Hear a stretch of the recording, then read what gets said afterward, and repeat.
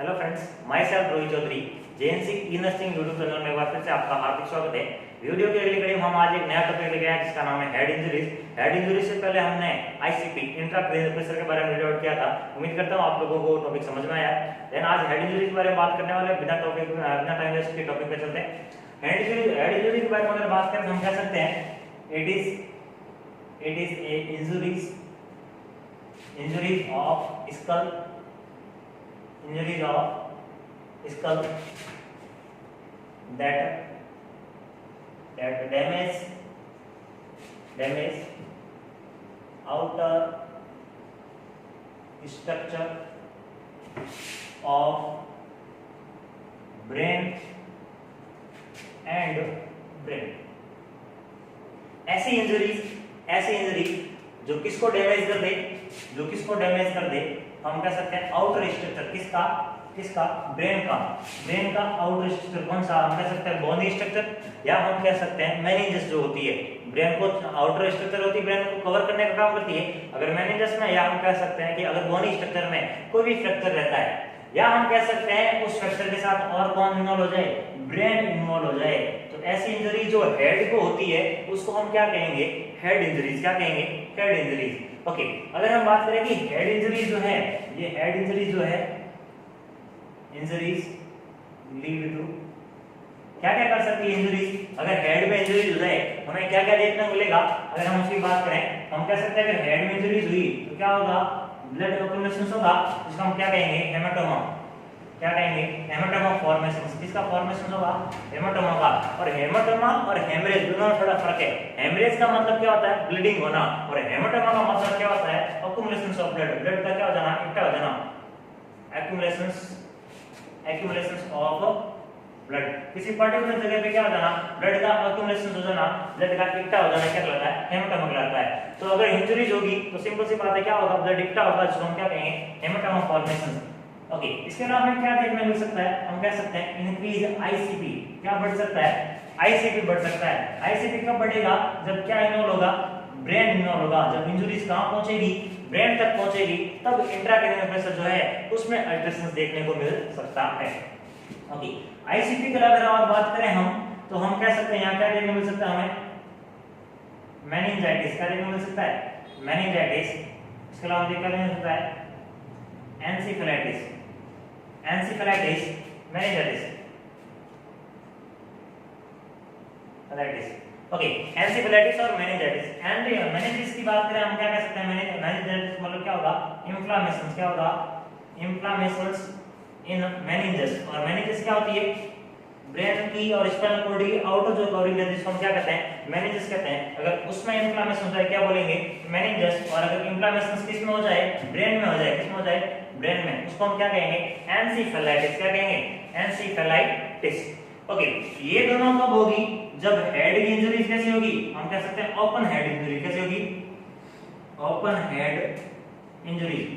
Open in the sense क्या कि head जो है वो ओपनली, वुंड कैसा होगा, ओपन होगा। तो कोई भी माइक्रो ऑर्गन जो है इस हेड के ओपन वुंड के माध्यम से पोर्टल एंट्री मार सकता है सीधा कहां, ब्लड में, या हम कह सकते हैं सीएसएफ में, और या ब्रेन के इंटरनल स्ट्रक्चर में, और वहां जाके क्या कॉज कर सकता है, मेनिंजाइटिस या एंसेफेलाइटिस। मेनिंजस से इंफेक्शन कर सकता है, या फिर हम कह सकते हैं ब्रेन में इंफेक्शन कर सकता है, जिसको हम कहते हैं एंसेफेलाइटिस। ओके, इसके अलावा हमें और क्या देखने मिल सकता है, तो हम कह सकते हैं अल्ट्रेशन ऑफ बिहेवियर। क्या देखने मिल सकता है, बिहेवियर में अल्ट्रेशन देखने मिल सकता है अगर लॉन्ग टाइम तक हो, या ब्रेन के अगर ऑर्गन्स जो है वो साथ में इंक्लूड हो। इसका हम कह सकते हैं सीजर्स। क्या हो सकते हैं, सीजर्स। अबनॉर्मल इलेक्ट्रिकल एक्टिविटीज हो सकती है मसल्स में, चोट लगने की वजह से हम क्या कहते हैं, सीजर्स देखने मिल सकता है। इसके अलावा हम क्या कह सकते हैं, हम कह सकते हैं एपिलेप्सी देखने मिल सकती है, एपिलेप्सी का मतलब क्या होता है, क्रोनिक सीजर। क्रोनिक सीजर हम क्या कहेंगे, सीजर का बार बार रिकरेंट सीजर आना क्या कहलाता है, एपिलेप्सी कहलाता है। ओके, तो यहां क्या चीज देखने मिल सकती है, हेमाटोमा फॉर्मेशन हो सकता है हेड इंजरी की वजह से, आईसीपी इंक्रीज हो सकता है। इसके अलावा क्या बोला, मेनिंजाइटिस हो सकता है, एंसेफेलाइटिस हो सकता है, बिहेवियर में अल्ट्रेशन आ सकता है। इसके अलावा क्या कह सकते हैं, सीजर्स हो सकता है, या फिर एपिलेप्सी देखने मिल सकता है, किसकी वजह से, हेड में इंजरीज होने की वजह से। इसके अलावा अगर हम बात करें कि क्या क्या कॉज रहते हैं, अगर बात करें, अगर हम कॉज की बात करें कि कौन कौन से कोज जो है जिसकी वजह से हेड इंजरी जो होती है, तो कॉज में सबसे पहला सिंपल सी बात है, क्या होगा, हेड को चोट कब लगेगी, जब या तो हम गिरेंगे और या फिर कोई एक्सीडेंट होता है। जब चोट कहां लगे, सर पे लगे, मींस हेड इंजरी। ओके, और वो हमें कहां देखने मिल सकती है, कहां देखने मिल सकती है, जब हम कहीं कहां से गिर सकते हैं, या फिर हम कह सकते हैं ओके कॉज की बात करें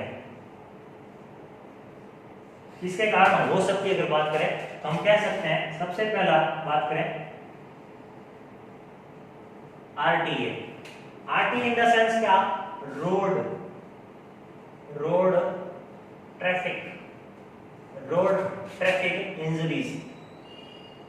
रोड ट्रैफिक इंजरीज अंदर हमें क्या देखने मिलेगा, सब मोस्ट कॉमन कॉज है। मोस्ट कॉमन कॉज की अगर बात करें कि हेड इंजरीज का मोस्ट कॉमन कॉज कौन है, मोस्ट कॉमन कॉज की अगर बात करें हम, तो हम कह सकते हैं कौन सा, रोड ट्रैफिक इंजरीज, या हम कह सकते हैं रोड ट्रैफिक इंजरीज का क्या कह सकते हैं, road traffic accident, RTA, road traffic accident, जिसकी वजह से जो इंजरीज होने वाली है उस इंजरीज को क्या कहते हैं, हमें मोस्ट कॉमन कॉज कह सकते हैं, सबसे ज्यादा इंजरी देखने मिल सकती है। या हम इसको कह सकते हैं ट्रॉमेटिक ब्रेन इंजरी, क्या कह सकते हैं, traumatic brain injuries, short form में कहते हैं TBI. Okay, traumatic brain injury, brain में क्या हो जाए, ट्रॉमा हो जाए, ट्रॉमा किस वजह से हुआ, चोट की वजह से। ओके, तो मोस्ट कॉमन कॉज क्या था, रोड ट्रैफिक एक्सीडेंट की वजह से, मोटर व्हीकल के क्रैश होने की वजह से। इसके अलावा और कहां से चोट लग सकती है हेड को, जब बंदा क्या हो जाए, फॉल इन द सेंस क्या हो जाए, जब बंदा गिरेगा। ओके, अब बंदा कहां से गिरा ये मैटर करता है, कहां से गिरा है, हम कह सकते हैं फ्रॉम हाइट, बंदा किसी ऊंचाई से गिर रहा है तो चोट लगेगी ब्रेन को। या हम कह सकते हैं बंदा किसी डीप जगह में जाके, या हम कह सकते हैं खाई वगैरह कहीं भी अंदर डीप जगह में गिर रहा हो तो वहां पे भी किसके फूटने के सर रह सकते हैं, सर के फूटने के, सर को इंजरी होने के चांसेस पूरे रहते हैं। तो फॉल फ्रॉम द हाइट, या हम कह सकते हैं fall in the deep. Okay, इसके अलावा हमें क्या देखने मिल सकता है कि अगर हम स्पोर्ट्स की बात करें, स्पोर्ट्स इंजरी की वजह से भी क्या हो सकता है, हम कह सकते हैं स्पोर्ट्स इंजरी की वजह से भी क्या चोट किसको लगती है, हेड को चोट लग सकती है। इसके अलावा और फर्दर बात करें तो हम कह सकते हैं कोई गन शॉट लग जाए, gun shot in the sense कि कोई गोली मार दे। ओके, तो गोली मारेगा तो भी किसको इंजरी होने के चांस रहते हैं, हेड के। फिर ये ब्रेन तक इग्नोर हो सकता है कि सपोज वो जो गोली है किसको कवर करके, हेड को कवर करके देन अंदर इंटरनल ब्रेन को जाके इंटरनल ऑर्गन को अफेक्ट कर सकती है। तो कुछ ये कॉज जो थे ये किसको अफेक्ट करते हैं, हेड इंजरीज को। क्या करते हैं, ये हेड इंजरीज के कॉज है, हेड इंजरीज करवाते हैं। तो रोड ट्रैफिक एक्सीडेंट जो था मोस्ट कॉमन कॉज था। इसके अलावा बंदा अगर फॉल गिरेगा नहीं तो सर पे चोट लगेगी, वो चोट कहां से लग सकती है, बंदा हाइट से गिरा या बंदा डीप में से खाई में गिरा। ओके, इसके अलावा कह सकते हैं स्पोर्ट्स के अंदर अगर इंजरी होती है तो वहां पे भी हेड इंजरी होने के चांस रहते हैं। इसके अलावा गन शॉट में भी किसके चांस रहते हैं, हेड इंजरी होने के चांस। इसके बाद हम बात करते हैं टाइप्स की कि हेड इंजरी जो है कितने टाइप्स की होती है। अगर हम टाइप्स की बात करें तो हेड इंजरी मुख्यतः जो है वो 2 टाइप्स की रहती है।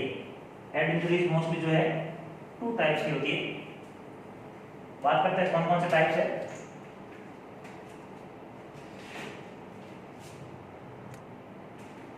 बात करें टाइप्स की अगर तो हम कह सकते हैं 2 टाइप्स की होती है। कितने हेड इंजरीज हमने कहा 2 टाइप्स की होती है। ओके, वो 2 टाइप्स कौन कौन से होते हैं हम कह सकते हैं। एक तो कैसी होती है open head injuries, open head injuries, और एक हम कह सकते हैं close head injuries, close head injuries, open head injuries. Okay, 2 types देखने मिलते हैं हेड इंजरीज में, एक ओपन हेड इंजरी, दूसरा क्लोज हेड इंजरीज। ओके, दोनों इंजरीज में अगर हम बात करें अफेक्ट किसके द्वारा हो रहा है, इंजरीज कहां हो रही है, तो हम कह रहे हैं कि इसमें कहां हो रही है इंजरीज, स्कल बोन में देखने मिल रही है। कहां मिल रही है, स्कल बोन में। पर दोनों में डिफरेंस है, दोनों में क्या है, डिफरेंस है, दोनों में डिफरेंस क्या क्या है ये देखते हैं हम।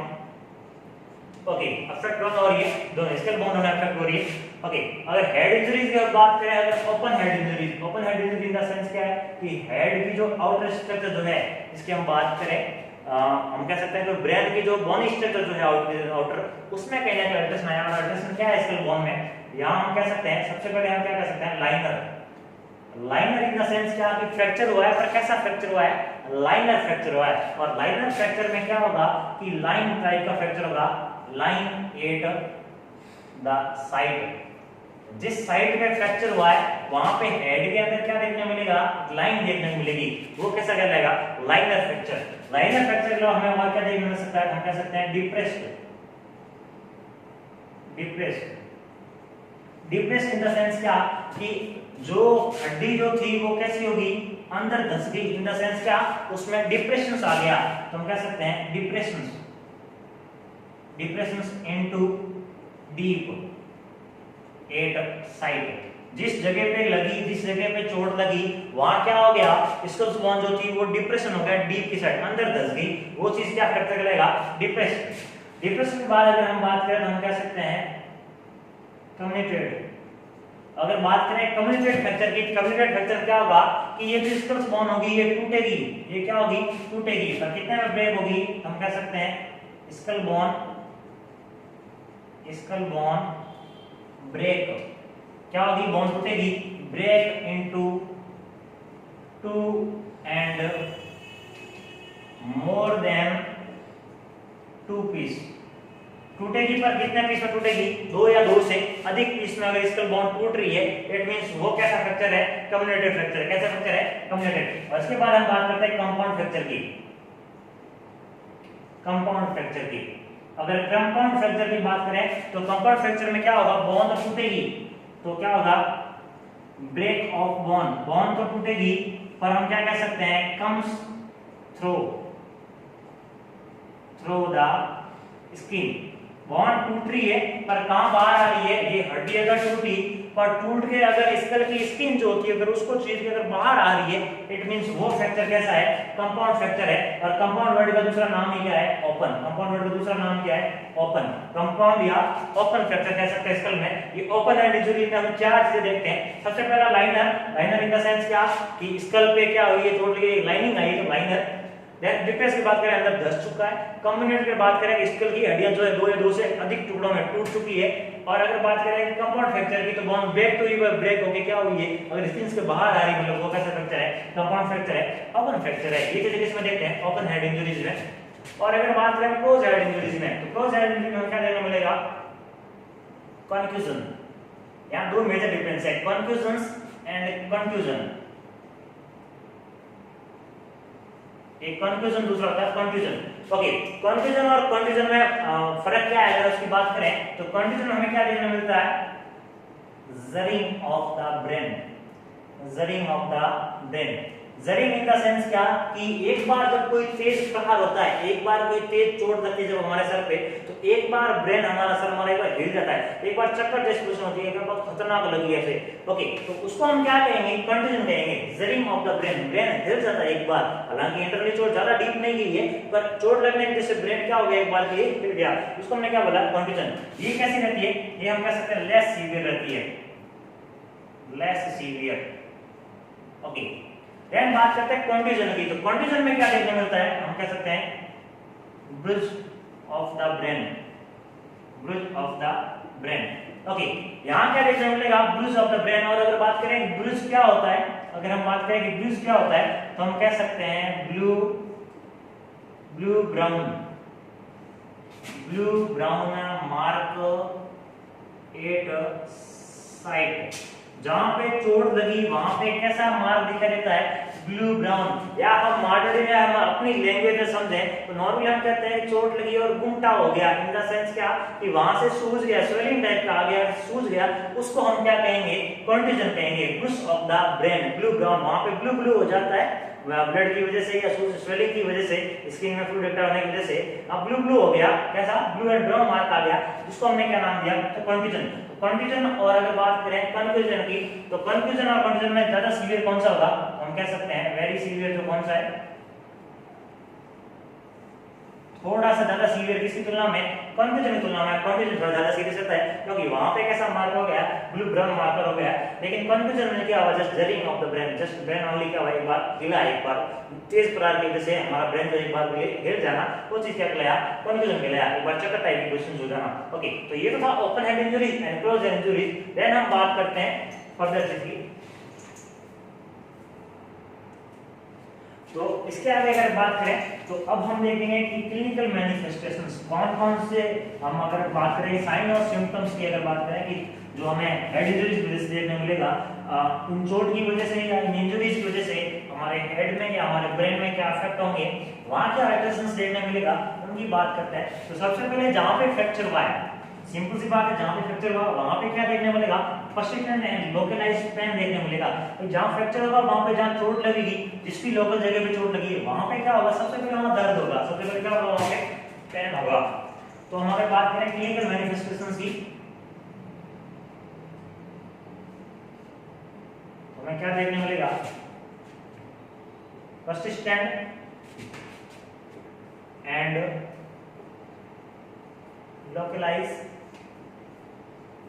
pain at fracture site, fracture site क्या होगा, दर्द होगा कहां पे, जहां पे चोट लगी है, persistent लगातार, एंड localized pain जहां पे भी पर्टिकुलर जगह जहां पे चोट लगी वहां पे क्या होगा, दर्द होगा, जहां पे फ्रैक्चर हो रहा है। इसके अलावा हम कह सकते हैं क्या होगा, स्वेलिंग होगी, स्वेलिंग एट फ्रैक्चर साइट, जहां पे फ्रैक्चर होता हो रखा है वहां पे क्या देखने मिलेगी, फ्रैक्चर होने के बाद पेन होने वाला देखने मिलेगी, स्वेलिंग देखने मिलेगी, चोट लगी है, सेल्स में कहीं ना कहीं इंजरी आई है और सेल का फ्लूइड जो है लिक्विड होकर बाहर की तरफ आ रहा है, ओके, जिसको हमने क्या बोला, स्वेलिंग हो रही है, हम एडिमा कह सकते हैं, वहां पे swelling at the fracture site. और स्वेलिंग के बाद अगर हम बात करें तो फ्रैक्चर देखा, पर्सिस्टेंट फ्रैक्चर, स्वेलिंग के बाद अगर हम बात करें कि अगर फ्रैक्चर कहां हुआ है, अगर हम बात करें फ्रैक्चर की, fracture at base of skull, अगर फ्रैक्चर कहां हो जाए, base of skull, base in the sense कि अगर फ्रैक्चर नीचे की तरफ हो तो क्या होगा, तो अगर फ्रैक्चर हो जाए बेस ऑफ स्कल तो वहां हमें क्या देखने मिलेगा, हेमरेज देखने मिलेगा, हेमरेज। और हेमरेज ये कहां देखने मिलेगा, अगर बात करें तो हम कह सकते हैं हेमरेज हमें देखने मिलेगा ईयर में, इसके अलावा हम कह सकते हैं अराउंड द आई के अराउंड भी हमें फ्रैक्चर देखने मिलेगा, हेमरेज देखने मिलेगा। इसके अलावा हम कह सकते हैं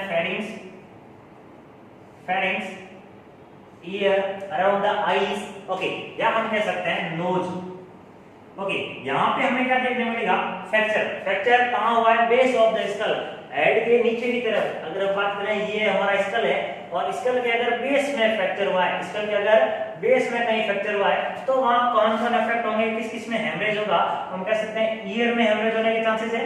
इसके अलावा हम कह सकते हैं अराउंड द आई, आंख के आसपास हेमरेज होने के चांसेस है। इसके अलावा हम कह सकते हैं फेरिंग्स में हेमरेज होने के चांसेस है। इसके अलावा हम क्या कह सकते हैं, नोज में हेमरेज होने के चांसेस रहते हैं। तो ज्यादा इफेक्ट कहां देखने मिलता है, हम कह सकते हैं नोज पे, ईयर पे एंड आई के पास। फेरिंग्स से थोड़े लेस चांसेस रहते हैं, पर इन तीनों के जो चांसेस है वो ज्यादा देखने को मिलते हैं। और हम फर्दर बात करते हैं, आगे कंटिन्यू, ओके। इसके अलावा अगर हम क्या देखने मिल सकता है कि आईसीपी जो है, इंक्रीज आईसीपी इंक्रीज देखने मिल सकता है। अगर क्या हुआ है, हमने कहा स्कल के अंदर इंजरीज हुई है, अगर स्कल के साथ अगर कौन इन्वॉल्व हो जाए, अगर ब्रेन इन्वॉल्व हो जाए, अगर वो स्कल वाली इंजरीज कहां तक पहुंच जाए, ब्रेन तक पहुंच जाए, तो हम क्या कह सकते हैं कि क्या चांसेस हो सकते हैं, आईसीपी के बढ़ने के चांसेस हो सकते हैं। क्योंकि अगर ब्रेन के साथ इंजरी हुई है, इसको ज्यादा अंदर घुस गया या फिर इसने ब्रेन के वॉल्यूम को बढ़ाने की कोशिश की है या डिप्रेस करने की कोशिश की है, तो क्या होगा, ब्रेन के ऑर्गन अफेक्ट होंगे और वहां पे हमें आईसीपी इंक्रीज देखने के चांसेस मिल सकते हैं। इसके अलावा अगर हम बात करें अगर कि हमने यहाँ पे कहा कि स्कल के बेस में फ्रैक्चर हुआ तो अफेक्ट कौन हुआ, ईयर अफेक्ट हुआ। इट मींस क्या कि ईयर के सराउंडिंग वाली जो बोन थी, अगर उसमें चोट लगी, उसमें फ्रैक्चर हुआ तो क्या होगा, ईयर से लीकेज आउट होगा। ईयर से क्या होगा, लीकेज आउट। और ईयर से लीकेज आउट को क्या बोलेंगे हम, ओटोरिया। क्या बोलेंगे, ओटोरिया। ओटोरिया मतलब क्या होगा, any discharge from the ear, ये होता है otalgia, pain in ear. Otorrhoea means क्या होगा, अब ओटोरिया मतलब सीक्रेशंस हम कह सकते हैं। सीक्रेशंस कहां से आएंगे, secretions secret from the year. Secretions कहां से आएंगे, ईयर से सीक्रेट आएंगे। और हम वहां आइडिया क्या लगाएंगे कि वो क्या हो सकता है, सीएसएफ हो सकता है। क्या हो सकता है, सीएसएफ। क्या हो सकता है, सीएसएफ। जो कान से जो आ रहा है, हम कह सकते हैं कान से जो लिक्विड आ रहा है, अब स्कल में इंजरी हुई तो स्कल के अंदर सीएसएफ होता है, और वहां स्कल के बेस में अगर इंजरी हुई है तो स्कल के अंदर जो सीएसएफ है वो कान के द्वारा बाहर आ सकता है, उसको हम क्या कहेंगे, ओटोरिया।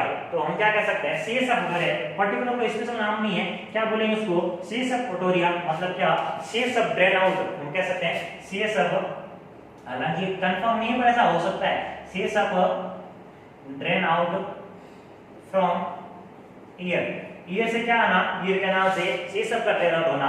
ओके, वहीं अगर हम बात करें, हमने यहाँ इफेक्ट देखा नोज, हमने यहाँ इफेक्ट देखा नोज, और नोज के अंदर हम जानते हैं म्यूकस मेम्ब्रेन होती है, और हमने कहा था अगर म्यूकस मेम्ब्रेन में इन्फ्लेमेशन उसको राइनाइटिस कहते हैं, और राइनाइटिस वाली कंडीशंस में जो है हम कह सकते हैं लिक्विड म्यूकस जो है वो सिक्रेशन होता है नोज से बाहर, उसको हम राइनोरिया कहते हैं।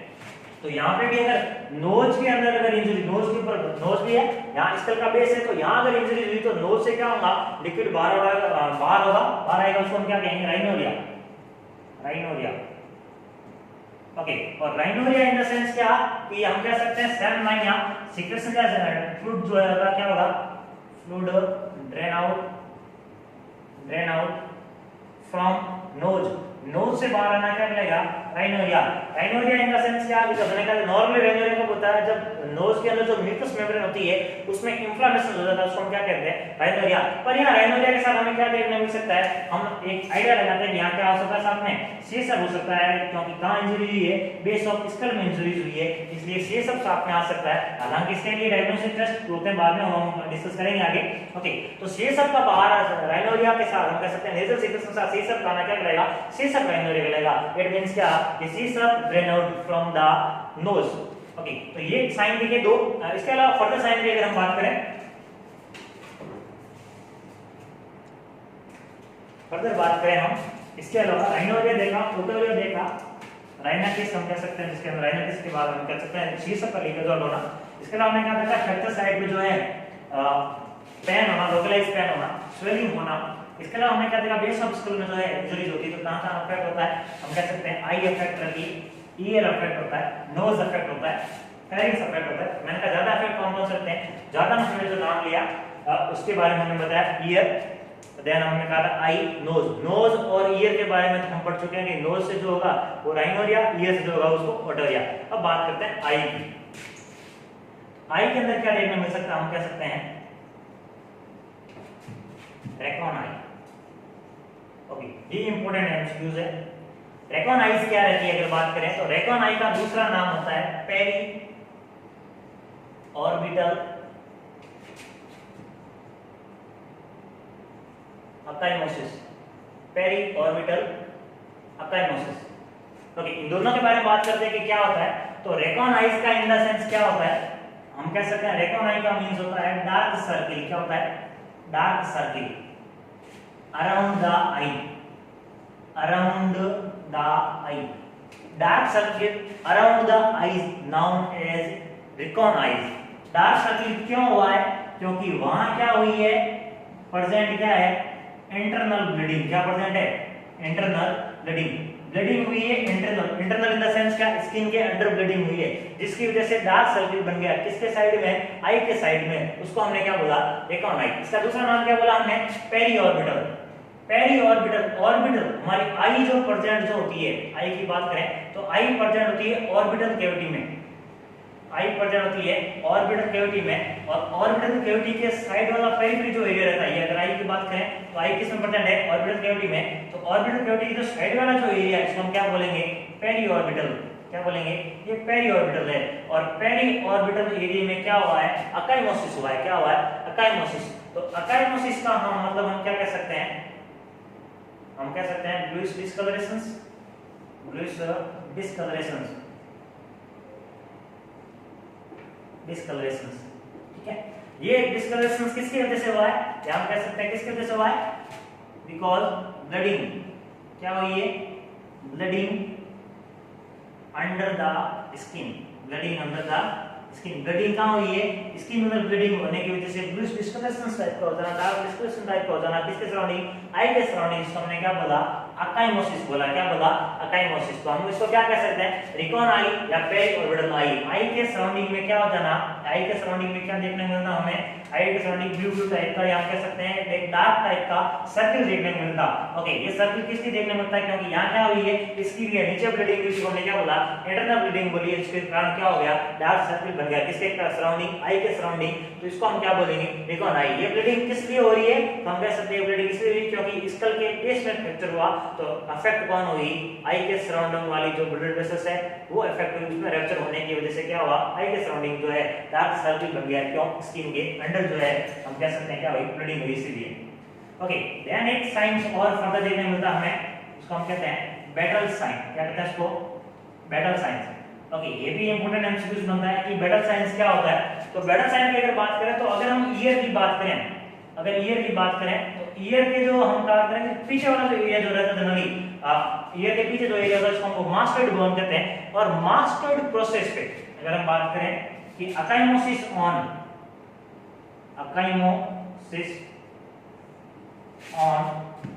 मास्टर्ड प्रोसेस, मास्टर्ड प्रोसेस पे क्या हो जाना, अकाइमोसिस का हो जाना, क्या कहलाता है? क्या कहलाता है? बैटल साइन कहलाता है। क्या कहलाता है? Battle sign. तो बैटल साइन कहां देखने में मिलता है? हेड इंजरीज में। कब? जब बेस ऑफ स्कल में फ्रैक्चर हो तो क्या होगा, ईयर के पीछे कौन सी बोन होती है? मास्टर्ड बोन, हमारी बॉडी की सबसे हार्डेस्ट बोन जिसको कहते हैं। और इस मास्टर्ड बोन के अंदर क्या हो जाना? अकाइमोसिस हो जाना। क्या हो जाना? अकाइमोसिस हो जाना। ओके, और ये अकाइमोसिस क्या कहलाता है? डिस्कलेशन या डार्क कलर का डिस्कलेशन हो जाना किसके? मास्टर्ड प्रोसेस के ऊपर। क्यों हुआ? क्योंकि क्या होगी वहां पे, हम कह सकते हैं क्या होगी वहां पे ब्लीडिंग हुई है। क्या हुई वहां पे? ब्लीडिंग हुई है, और इंटरनल ब्लीडिंग के कारण ऐसा हो जाना, तो क्या कहलाता है? बैटल साइन कहलाता है। तो दो इंपॉर्टेंट साइन, आईज से रिलेटेड और हम कह सकते हैं ईयर से रिलेटेड। देन हम फर्दर साइंस की बात करते हैं। अब बात करते हैं हेमाटोमा फॉर्मेशंस की। हेमाटोमा क्या होता है? हमने पहले कहा था स्टडी में, हेमाटोमा इन द सेंस क्या? ब्लड एक्यूमुलेशंस। क्या होगा? ब्लड एक्यूमुलेशंस होगा। इसमें किसी भी पर्टिकुलर पार्ट में ब्लड का इकट्ठा हो जाना क्या कहलाता है? हेमाटोमा कहलाता है। और हेमरेज का मतलब हमने क्या देखा? ब्लीडिंग होना क्या कहलाता है? हेमरेज कहलाता है। ओके, तो नेक्स्ट साइन की बात करें कि हेमाटोमा फॉर्मेशन होता है। हेमाटोमा फॉर्मेशंस कहां-कहां होता है उसकी अगर बात करें, नेक्स्ट अगर साइन की बात करें हम कह सकते हैं हेमाटोमा फॉर्मेशन। अगर बात करें हम हेमाटोमा फॉर्मेशंस की, तो हेमाटोमा फॉर्मेशन हो जाता है। हेमाटोमा फॉर्मेशन का मतलब क्या कि accumulations of blood, accumulations of blood। Haematoma in the sense क्या कि ब्लड का क्या हो जाना? accumulations हो जाना, ब्लड का इकट्ठा हो जाना। लेकिन ब्लड इकट्ठा कहां-कहां हो रहा है? तो हेमाटोमा फॉर्मेशन हमें कहां-कहां देखने को मिलेगा? तो हम अगर बात करें हेमाटोमा की, तो हेमाटोमा से पहले हम एक चीज को जानते हैं, हम पढ़ते हैं ब्रेन के बारे में। और ब्रेन के बाद अगर हम बात करें तो ब्रेन से जुड़ी रहती है स्पाइनल कॉर्ड, ब्रेन से जुड़ी रहती है स्पाइनल कॉर्ड। और इसके सराउंडिंग एक लेयर जो रहती है उसको हम कहते हैं मेनिंजेस। क्या कहते हैं? मेनिंजेस। उस लेयर को हम कहते हैं मेनिंजेस। इस ब्रेन से जो अटैच लेयर रहती है उसको हम कहते हैं पायामेटर। क्या कहते हैं? पायामेटर। और देन सेकंड लेयर को हम कहते हैं अरेक्नोइड मैटर, अरेक्नोइड मैटर। और फिर हम बात करते हैं सबसे बाहर वाली लेयर की, और सबसे बाहर वाली लेयर को हम कहते हैं ड्यूरा मैटर, ड्यूरा मैटर। इसके बीच में स्पेस रहते हैं। देन अगर बात करें कि सबसे ऊपर जो है स्कल जो रहता है जनरली, सबसे ऊपर क्या रहा? स्कल। ये बोनी स्ट्रक्चर है, इसको हम क्या बोला? स्कल। स्कल का बोनी स्ट्रक्चर है। ओके, तो ये हम लेयर देखी हमने ड्यूरा मैटर, और ड्यूरा मैटर और स्कल के बीच में, ड्यूरा मैटर स्कल के बीच में, तो ड्यूरा मैटर से जो ऊपर वाला स्पेस है उस स्पेस को हम क्या कहेंगे? उस स्पेस को हम कहेंगे एपिड्यूरल स्पेस। क्या कहेंगे? Epidural space. ओके, देन अगर बात करें कि ड्यूरा मैटर और अरेक्नोइड के मैटर के बीच का स्पेस जो है उस स्पेस को क्या कहेंगे? उस स्पेस को कहेंगे सबड्यूरल स्पेस, सबड्यूरल स्पेस। और अगर बात करें हम कि यहां से सारे अटैच कौन है? ब्रेन से पायामेटर। और अगर बात करें पायामेटर और अरेक्नोइड मैटर के बीच में जो स्पेस होता है उसको क्या कहेंगे? सब अरेक्नोइड, सब अरेक्नोइड स्पेस। और सब अरेक्नोइड स्पेस में क्या रहता है? सीएसएफ। ओके, तो सीएसएफ क्या रहता है? फ्लो करता रहता है। सीएसएफ कहां पाया जाएगा? सब अरेक्नोइड स्पेस के अंदर। ओके, अब बात करते हैं हम हेमाटोमा की। हेमाटोमा का मतलब हमने क्या समझा? एक्यूमुलेशंस ऑफ ब्लड। तो यहाँ कौन-कौन सा हेमाटोमा हमें देखने मिल सकता है? तो सबसे पहले हम बात करते हैं epidural haematoma, epidural haematoma. Epidural haematoma में क्या देखने मिलेगा? हम कह सकते हैं एपिड्यूरल हेमाटोमा में क्या देखने मिलेगा? तो एपिड्यूरल स्पेस कौन सा था? हम कह सकते हैं एपिड्यूरल स्कल एवं ड्यूरा मैटर के बीच का जो स्पेस है, यहां पे अगर ब्लड इकट्ठा हो रहा है उसको हम क्या बोलेंगे? Epidural haematoma. एपिड्यूरल हेमाटोमा हम कह सकते हैं between skull and dura mater, dura mater कौन सी है, मेनिंजेस की सबसे आउटरमोस्ट लेयर है, उसके अंदर क्या हो, हेमाटोमा हो, हेमाटोमा इन द सेंस क्या, ब्लड क्या हो, एक्युमुलेशन हो, तो क्या कहलाएगा, एपिड्यूरल हेमाटोमा कहलाएगा। और अगर इसकी बात करें तो ये बहुत ही डेंजरस होता है, वेरी डेंजरस, वेरी डेंजरस।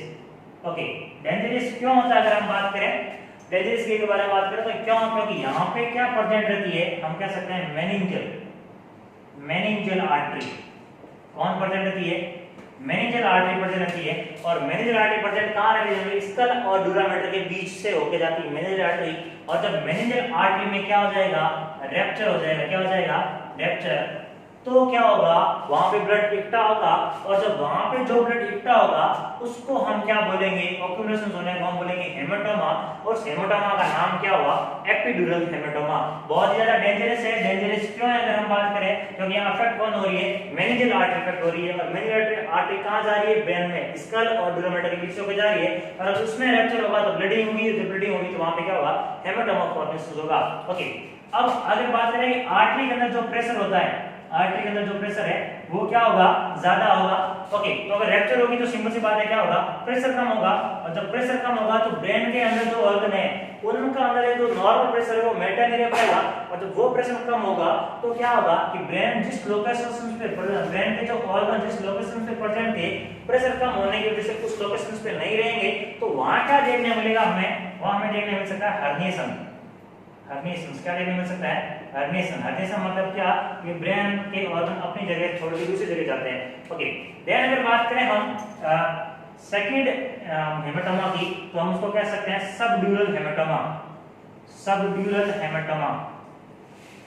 और अगर बात करें कि सबड्यूरल हेमाटोमा क्या आया, किसकी वजह से होता है या किसके बीच में होता है, तो सबड्यूरल हेमाटोमा जो है किसके बीच में पाया जाता है, सबड्यूरल स्पेस किसको बोला हमने बोला कि डूरा मैटर के नीचे वाला स्पेस, सब उसको क्या बोला, सब किसके बीच में, अरेक्नोइड और डूरा मैटर बीच स्पेस जो है उसको बोला हमने सबड्यूरल स्पेस। और सबड्यूरल स्पेस में अगर क्या हो जाए हेमाटोमा, तो हम कह सकते हैं between dura mater and arachnoid mater, arachnoid matter.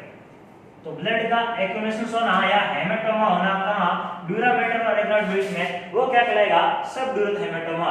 और यहाँ इफेक्ट क्या होता है, तो यहाँ रैप्चर जो होती है वो होता है वीनस सप्लाई, यहाँ हम कह सकते हैं वीनस सप्लाई जो रहती है, इसे बात करें कि सबड्यूरल स्पेस में वीनस सप्लाई रहती है, और वीनस सप्लाई अगर रैप्चर होगी तो वीनस सप्लाई के अंदर जो प्रेशर जो रहता है वो क्या रहता है, कम रहता है, किसकी तुलना में, आर्टरी की तुलना में। तो यहाँ प्रेशर कम रहता है तो चांसेस क्या होंगे, लेस सीवियर, इसको हम क्या कहेंगे, सबड्यूरल को हम क्या कहेंगे, लेस सीवियर, लेस सीवियर, किसकी तुलना में कम सीवियर है, हम कह सकते हैं एपिड्यूरल हेमाटोमा की तुलना में ये क्या है, कम सीवियर है। तो ये कहां देखने मिला हमें, दो हेमाटोमा फॉर्मेशन हुए, एक एपिड्यूरल और दूसरा हम कह सकते हैं सबड्यूरल। तो यहाँ पे तो कोई सीएसएफ नहीं होता, कोई फ्लो नहीं होता, तो जो ब्लीडिंग होगी वो ब्लीडिंग एक्टिव हो जाएगी, ऑक्यूमुलेट हो जाएगी।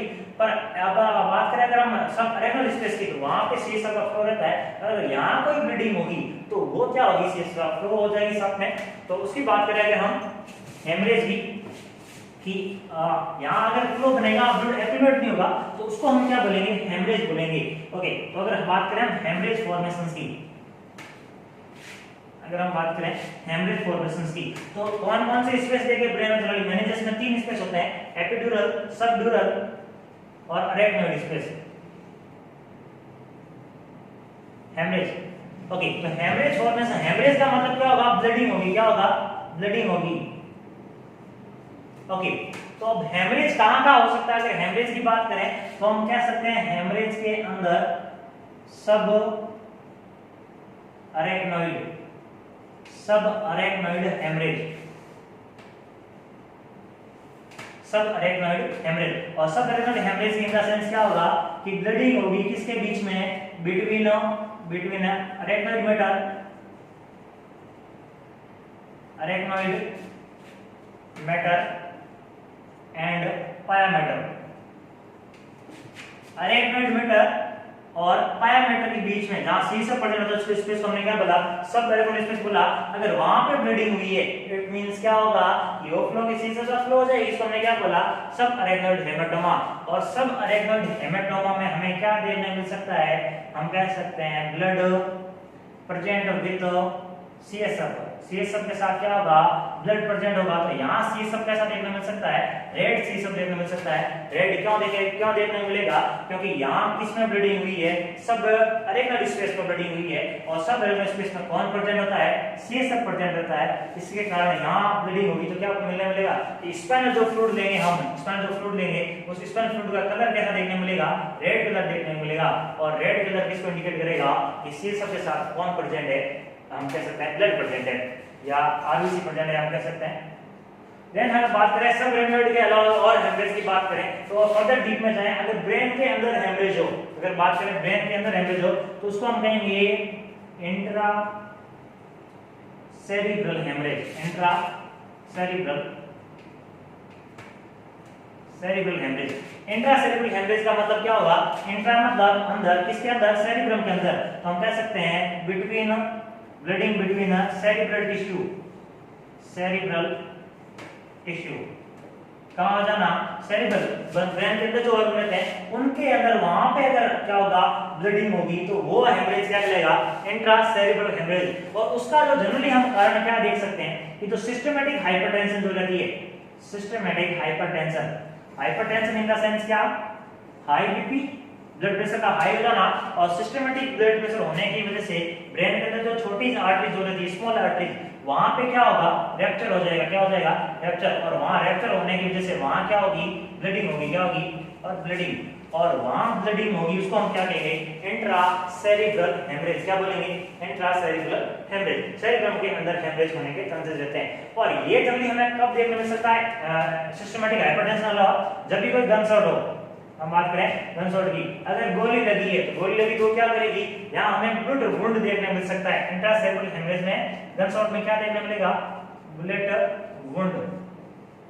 ब्लड विंड का मतलब क्या, गोली जो उसकी जो हम बुलेट कहते हैं, और वो बुलेट अगर कहाँ, सर में लगी है, तो सिंपल सी बात है कि ब्रेन के अंदर अगर जाके वहां के टिश्यू को, वहां के ऑर्गन को अफेक्ट करेगी, वहां की ब्लड वेसल्स को रप्चर करेगी, और वहां जो ब्लीडिंग होगी, वहां जो घाव बनेगा उसको क्या कहेंगे, ब्लड वुंड कहेंगे। ओके, किसकी वजह से हो रहा है, जनरली गन शॉट की वजह से हो रहा है। या इंट्रा सेरिब्रल हेमरेज की बात करें, किस वजह से हो सकता है कि ब्रेन को जो ब्लड जो सप्लाई कर रही है, अगर ब्लड सिस्टमेटिक हाइपरटेंशन हो रखी है तो वहां पे ब्लड प्रेशर ज्यादा होगा, और एक्सेसिव प्रेशर की वजह से वहां की ब्लड वेसल्स क्या हो सकती है, रैप्चर हो सकती है, और रैप्चर होने के कारण वहां क्या हो सकती है, ब्रेन के अंदर ब्लीडिंग हो सकती है। तो ये तो क्या था, हम बात करें हेमरेज की, कौन सा हेमरेज। और हमने देखा हेमेटोमा। हेमेटोमा कहां थे, तो हमने कहा था एपिड्यूरल और सबड्यूरल अंदर, तो हमें देखने मिला हेमेटोमा, जिसमें हमने कहा था डेंजर कौन सा होता है, एपिड्यूरल, और लेस जो डेंजर की बात करें तो वो कौन सा था, सबड्यूरल। ये डेंजर ज्यादा क्या होगा, हमने कहा यहाँ मेनिंजल आर्टरी रहती है, और वो रप्चर हो जाएगी तो प्रेशर कम होगा, अगर प्रेशर कम होगा तो हर्निएशन होगा, हर्निएशन होने की वजह से बहुत इफेक्ट होंगे, और वहां पे हमें सिम्टम्स देखने मिल सकते हैं। कौन कौन सिम्टम्स, अलग अलग सिम्टम्स की बात करें, लाइक कि हम कह सकते हैं कि क्रेनियल इफेक्ट हो सकते हैं, इसके अलावा यहाँ आर्टरी कॉन्शियस लेवल हो सकता है, बहुत सारे सिम्टम्स देखने मिल सकते हैं। देन हमने फर्दर देखा स्पेस, थर्ड स्पेस की बात करें, इसको बोला हमने सब एरिथमेटिक स्पेस, और उसके अंदर हमने कहा था सी सब रहता है, और उसमें अगर क्या होगा, हेमरेज होगा, तो वहां हेमेटोमा नहीं होगा, वहां पे हेमरेज होगा। ओके, और ये जो ब्लीडिंग है इसके अंदर क्या होगा, प्रेजेंट हो, रेड कलर की, उसका मतलब क्या है कि ब्लीडिंग हुई है, हेमरेज हुआ, किसके अंदर, सब एरिथमेटिक स्पेस के अंदर। तो वहां क्या रहता है, सी सब। इसके बाद हम बात करते हैं डायग्नोसिस की।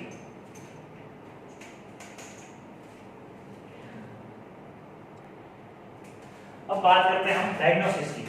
तो डायग्नोसिस में क्या देखेंगे, यहाँ तो हम फ्रैक्चर में देखा, हेमेटोमा देखा, हमने हेमरेज देखा, इसके अलावा हमने बैटल साइंस देखा, इसके अलावा हमने रिकॉग्नाइज देखी। तो अब अगर बात करें हम डायग्नोसिस की, तो अगर हेड इंजरीज हुई है, फ्रैक्चर वगैरह हुआ है, उसको डायग्नोसिस करने के लिए क्या करना पड़ेगा, उसको डायग्नोसिस करने के लिए क्या करना पड़ेगा, तो सबसे पहले तो हम पता करेंगे कि जो चोट लगी है वो कहाँ लगी है, किस हिसाब से लगी है। तो पहले हम उसका क्या लेंगे, हिस्ट्री लेंगे। क्या लेंगे हम, हिस्ट्री, और देन हम उसका क्या करेंगे, फिजिकल एग्जामिनेशन। तो अगर बात करें डायग्नोसिस की, तो क्या करेंगे हम, history collections. History collections most important चीज क्या होगी, पहले हिस्ट्री का पता करो, और उसके बाद क्या करो, फिजिकल एग्जामिनेशन करो, कहां चोट लगी है, physical examination. Okay, history collect करो, देन क्या करो, फिजिकल एग्जामिनेशन। उसके बाद क्या करना हमें, स्कल का एक्सरे करना है, स्कल एक्सरे, चोट कहां लगी, फ्रैक्चर है कि नहीं उसका पता करो। इसके अलावा हम और क्या कर सकते हैं, सीटी स्कैन कर सकते हैं। सीटी स्कैन से हेड का फ्रैक्चर का और मिनिमम कौन कौन सा इफेक्ट हुए देखने के लिए हम क्या कर सकते हैं, सीटी इफेक्ट कर सीटी स्कैन कर सकते हैं। और सीटी स्कैन की अगर हम बात करें बाद में, तो यहाँ हम अगर क्या चेक कर सकते हैं, हम कह सकते हैं जीसीएच।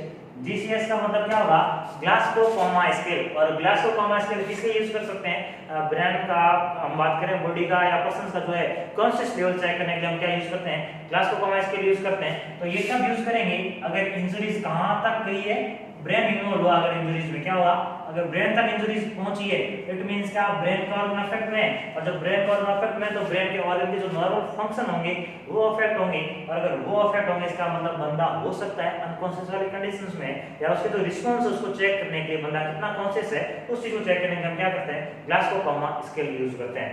और इसके बाद अगर हम बात करें ग्लासकोमा के बाद में, तो देन हम कह सकते हैं ग्लासकोमा के बाद में हम कह सकते हैं कि एक और साइंस देखने मिलता है जिसको हम कहते हैं होलो रिंग साइन। होलो रिंग साइन। और होलो रिंग साइन क्या होता है, हमने दो चीजें पढ़ी थी, जब हमारे स्कल के बेस में अगर फ्रैक्चर होता है तो हमने देखा एक तो राइनोरिया देखा, एक ओटोरिया देखा। तो उसमें हमने देखा था कि अगर सीएसएफ आ रहा है कि नहीं आ रहा ये चीज, क्योंकि ब्रेन में अगर इंजरीज हुई है तो ब्रेन के अंदर सीएसएफ का, अगर वो सीएसएफ कान के द्वारा बाहर आ रहा है, नाक के द्वारा बाहर आ रहा है, तो नाक से जो भी लिक्विड बाहर है उसको राइनोरिया कहते हैं, और जो ईएस जो भी आ रहा है उसको ओटोरिया कहते हैं। तो उसके लिए हम टेस्ट करने के क्या करते हैं, होलो रिंग साइन, इसको होलो रिंग टेस्ट कहते हैं। तो क्या करते हैं कि ये पहली बात तो ये करते किसमें, तो हम कह सकते हैं ओटोरिया, ओटोरिया, इसके अलावा हम कह सकते हैं राइनोरिया, राइनोरिया। ओके, इन दोनों में क्या चेक करने के लिए करते हैं, हम कह सकते हैं कि सीएसएफ प्रेजेंट है कि नहीं है, सीएसएफ प्रेजेंट है कि नहीं है, सीएसएफ को देखने के लिए करते हैं। तो क्या करते हैं कि जो भी ओटोरिया, जो भी ईयर से जो भी लिक्विड आया, जो भी नोज से जो भी लिक्विड आया, उसको गॉज पे लिया, एक 4x4 का गॉज लिया और गॉज उस लिक्विड को डाला, और डाल के हमने माइक्रोस्कोप से देखा। जब माइक्रोस्कोप देखा तो हमें रेड सेंटर की बात करें तो सेंटर के अंदर तो हमें कैसा देखने मिला, रेड सर्किल देखने मिले, कैसे देखने, रेड स्टेंट हम कह सकते हैं। और पेरिफेरी के अंदर अगर बात करें हम, तो पेरिफेरी में हमें कैसा देखने मिला, हम कह सकते हैं येलो स्टेंट देखने मिला। कैसा, येलो स्टेंट। ओके, कैसा कलर देखने मिला, पेरिफेरी में, पेरिफेरी में येलो देखने मिला।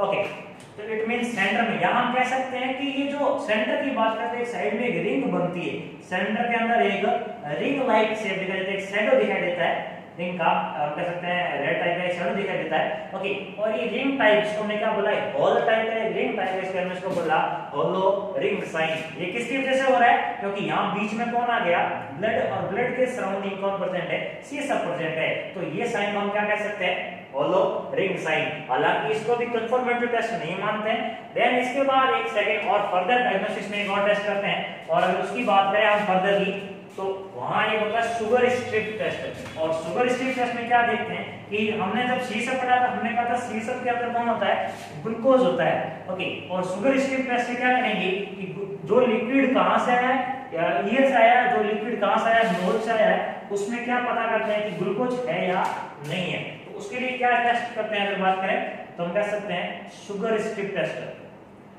शुगर स्ट्रिप टेस्ट क्या करेंगे, शुगर स्ट्रिप टेस्ट करेंगे, और वहां क्या फाइंड आउट करेंगे कि जो लीकेज जो हुआ है, जो लीकेज हुआ है उसमें सीएसएफ प्रेजेंट है या नहीं है। कैसे पता करेंगे, तो इसमें ग्लूकोज चेक करेंगे, और सीएसएफ अंदर क्या प्रेजेंट रहता है, ग्लूकोज प्रेजेंट रहता है। तो अगर इसमें टेस्ट जो है शुगर स्ट्रिप टेस्ट जो है वो अगर पॉजिटिव आता है, तो ऐसा क्या मानते हैं कि उसमें क्या प्रेजेंट है, सीएसएफ प्रेजेंट है। पर हालांकि इसको भी कंफर्मेटिव नहीं कह सकते।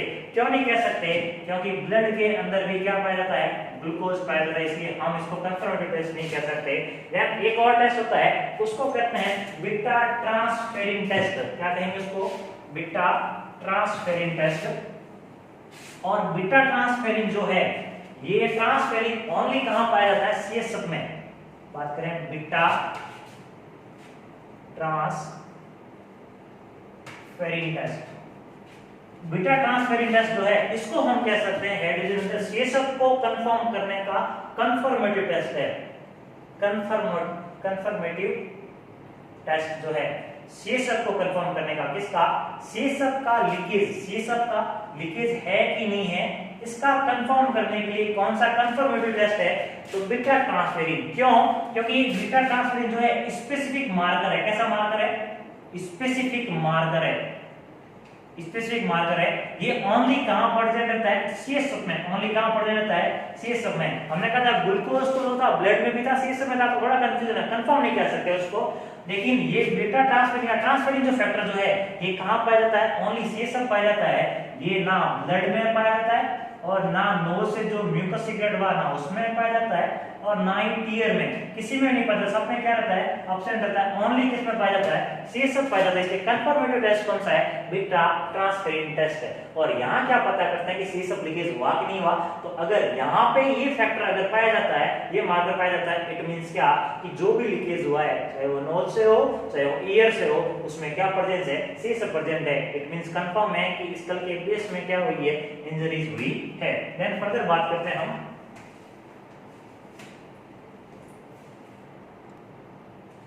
अब हम अगर बात करें डायग्नोसिस के बाद में हम बात करते हैं मैनेजमेंट की, कि अब हेड इंजरीज होगी है तो मैनेजमेंट क्या करेंगे। तो सबसे पहले अगर हम देखते हैं कि अगर वुंड है, अगर घाव है कहां पे? स्कैल्प में। हम बात करें मैनेजमेंट की, क्या कह सकते हैं? If wound present in scalp, अगर खोपड़ी के अंदर क्या है? वुंड प्रेजेंट है, तो क्या करेंगे? उसको हम कह सकते हैं स्टेराइल ड्रेसिंग करेंगे, क्लीन करेंगे वुंड को, ड्रेसिंग करेंगे। देन अगर हम क्या कह सकते हैं, क्या कर देंगे? स्टिचिंग कर देंगे। स्टिचिंग मतलब क्या? सूचरिंग कर देंगे और उस वुंड को क्लोज कर देंगे। ओके, अगर वुंड प्रेजेंट है स्कैल्प के अंदर। तो अगर हम बात करें कि मेडिकल मैनेजमेंट में फार्मा अगर हम क्या देंगे, तो अगर वुंड प्रेजेंट है, इफ वुंड प्रेजेंट, तो हम क्या करेंगे कि इन्फेक्शन अगर होगा तो वहां क्या देंगे? एंटीबायोटिक। क्या देंगे? एंटीबायोटिक्स दे देंगे टू प्रिवेंट इन्फेक्शन से बचाने के लिए क्या करेंगे? वहां पे अगर वुंड प्रेजेंट है तो एंटीबायोटिक दे देंगे। और इसके अलावा अगर हम बात करें यहाँ क्या दे सकते हैं? एंटी इंफ्लेमेटरी, इन्फ्लेमेशन से प्रिवेंट करने के लिए एंटी इंफ्लेमेटरी दे देंगे, इंफ्लेमेशन से प्रिवेंट करने के लिए। इसके अलावा अगर हम बात कर सकते हैं कि अगर पेन हो रहा है तो हम क्या दे देंगे? एनाल्जेसिक दे देंगे। अगर पेन हो रहा है तो पेन किलर दे देंगे। ओके, और फर्दर ट्रीटमेंट की बात करें, हमने कहा था कि इसमें सीजर्स देखने को मिल सकता है, तो अगर हम करें कन्वर्जेंट, सीजर को हम क्या कर सकते हैं? कन्वर्जेंट। ओके, अगर बात करें कन्वर्जेंट हमें देखने को मिल सकता है तो वहां एंटी कन्वर्जेंट दे देंगे। और एंटी कन्वर्जेंट में क्या ड्रग यूज करेंगे? हम कह सकते हैं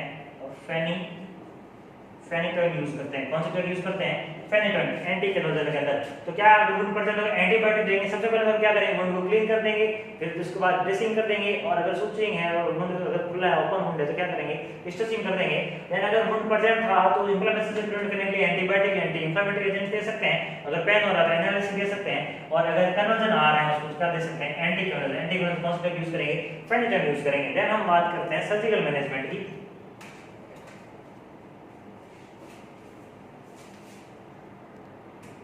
अगर बात करें सर्जिकल मैनेजमेंट की, मैनेजमेंट के अंदर सर्जिकल मैनेजमेंट की, अगर हेड इंजरीज है और हेमाटोमा हो गया, हमने कहा अगर सब ड्यूरल हेमाटोमा हो गया, या फिर इंट्राक्रेनियल अगर प्रेशर ज्यादा बढ़ रहा है, आईसीपी अगर ज्यादा इंक्रीज हो रहा है, तो अगर क्या करेंगे? हम बात करें तो सर्जिकल मैनेजमेंट के अंदर हम देखेंगे एक सर्जरी जिसको हम कहते हैं बरहॉल सर्जरी। बरहॉल सर्जरी में क्या करते हैं और किसके ट्रीटमेंट के लिए यूज करते हैं? अगर हम बात करें तो ट्रीटमेंट ऑफ